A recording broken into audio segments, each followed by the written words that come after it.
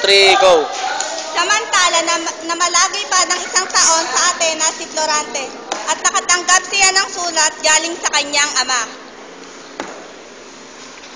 Kayo ba si Florante? Oo nga. Ano yung mga ipag-din ko?